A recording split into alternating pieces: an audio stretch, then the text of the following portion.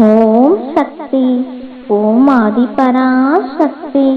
என் அன்பு குழந்தையே, உன் குலத்தை காக்கும் உன் வீட்டு பெண் தெய்வம் உனக்காக காத்து கொண்டிருக்கின்றேன். இன்று உனக்காகவே வந்தும் இருக்கின்றேன். என் பிள்ளையே, உன் உருக்கமான வேண்டுதல்களை நான் கேட்டேன். உன் பிரார்த்தனையை நிறைவேற்றி தர உன் வீட்டு வாசலில் சந்தோஷமாக காத்திருக்கின்றேன். தாமதிக்காமல் முழுமையாக கேள் மகளே. என் பரிபூரண ஆசையை பெற்றுக்கொள்.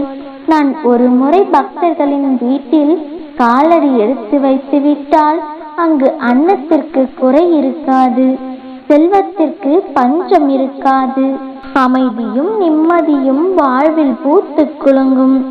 இல்லை என்ற சொல்லிற்கே இனி இடம் இருக்காது.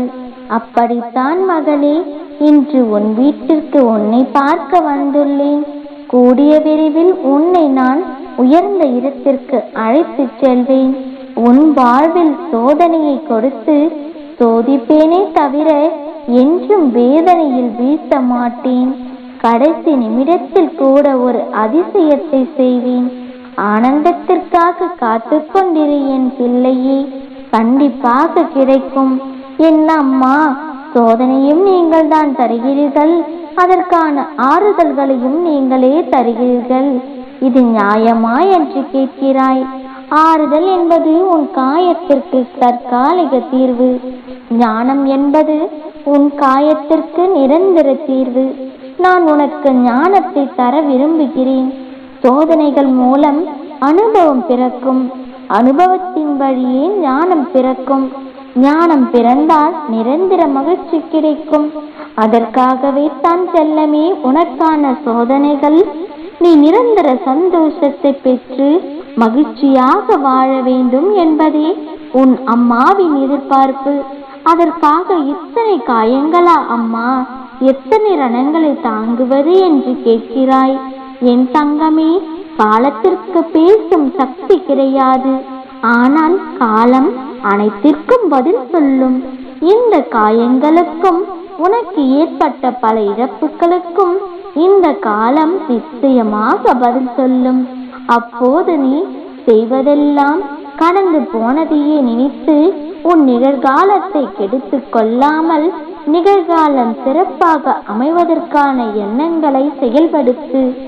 எண்ணம் உறுதியாக இருந்தால் எண்ணியபடி உயரலாம். நம் எண்ணங்களே எதிர்காலத்தை தீர்மானிக்கிறது. எனவே தான் உனது எண்ணங்களை உயர்வானதாக மாற்றிக்கொள். நிம்மதியான மனதோடு எப்போதும் இரு. எல்லாம் நான் பார்த்துக் கொள்வேன்.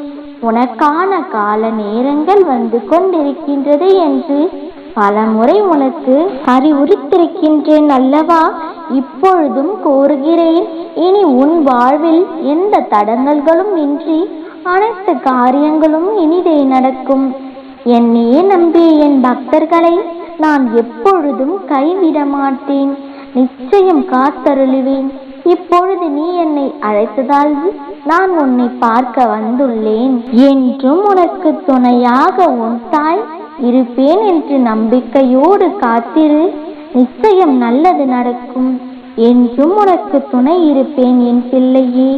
என்னை நினைத்து ஒரு காரியத்தில் செயல்பட்டால் உன் அம்மா நான் முடித்து கொடுப்பேன். நல்லதே நடக்கும். ஓம் சக்தி. ஓம் ஆதிபராசக்தி. ஓம் சக்தி. ஓம் ஆதிபராசக்தி.